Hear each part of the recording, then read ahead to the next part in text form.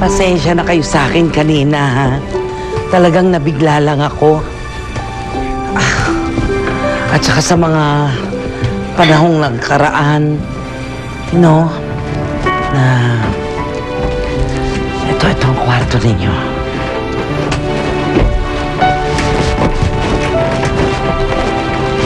Pasensya na kayo.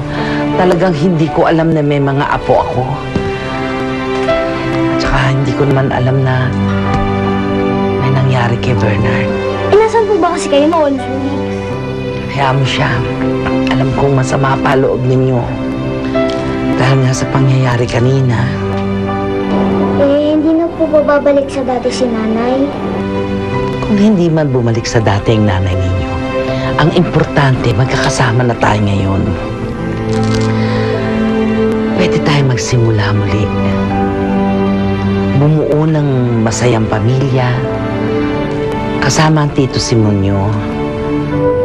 Sana nga, makumbinsin natin siya.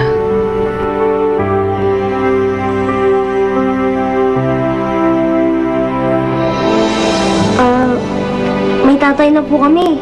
Hindi na po namin siya papalitan.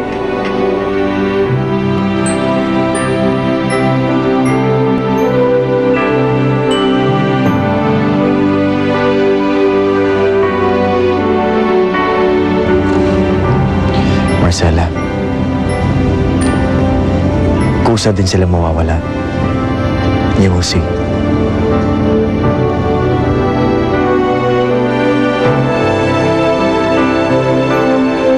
Ano ba talaga nangyari sa'yo, Marcela? Si Simon ba ang dahilan ng biglaan mong pagkawala? Alam ko, naniniwala akong hindi mo kami tinalikuran.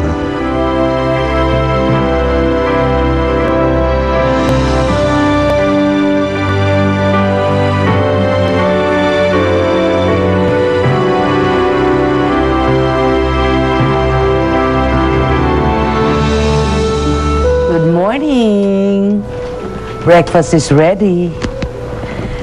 Hoy, pinasyal ni Simon si Marcela. Susunod tayo doon, dadaling ko kayo. Kaya lang, naku, huwag kayong magpapahalata kay Simon, ha? Hindi niya tayo dapat makita doon. Kasama po si Bantatay, At isama din po sana natin yung mga kaibigan namin. Okay, kung ano gusto nyo, sige. Oh, tara, kain na.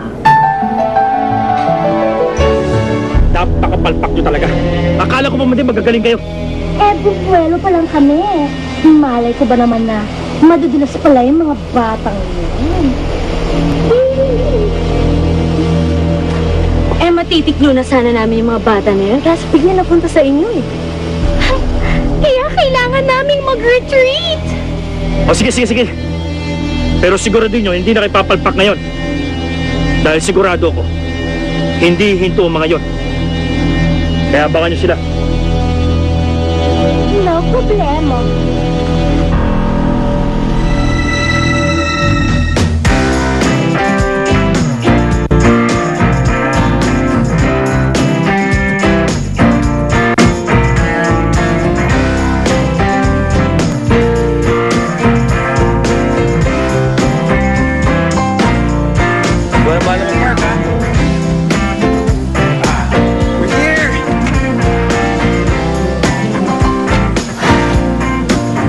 Siguro naman after this, makakalimutan na natin yung nangyari kagabi.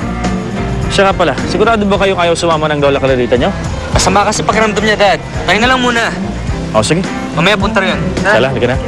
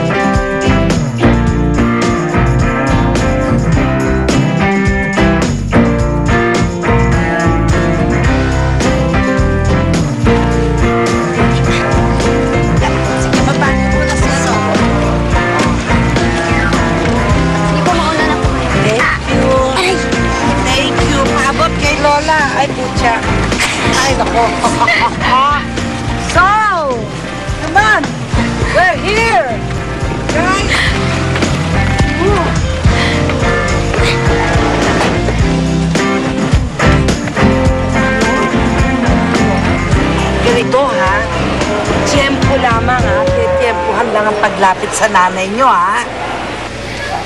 Lola, Oh. ba kami pwede lumapit? Naku, wag muna. Baka magalit si Tito Simonyo. Alam nyo, hindi pa kumbinsido yun eh. At saka ang nanay nyo, baka magwala. Napansin ko mula nung lumabas siya galing sa ospital. Naku, parang ayaw niya sa mga bata. Ewan ko kung bakit. Pero hindi naman siya ganun dati. Hirap naman po nito. Nakikita nga po natin siya, natatanaw natin siya. Pero hindi man lang po natin siya mahawakan o kaya mayakap. Ano mas gusto nyo? Yung ganito, hindi nyo nakikita yung nanay nyo. Mas okay na din to. Huwag ka naman lungkot. Alam naman natin na hindi lang talaga normal ang pagkilos sa nanay mo. Kasi nang ibig sabihin nun, sakit lang talaga siya. Ano kayo makilalo, matanggap. Oras na gumaling siya, sigurado ako kayo ang unang-una niyang hahanapin. Pogi points ka pa dyan, ha? Ano pogi points yung sinasabi mo, ha? Ako lang pogi sa mga anak ko. Ay, nag-react ang tatay. Sinong tatay? Wala po. Si nanay daw po lumalayo na, sundan na natin. Tara na. Tara.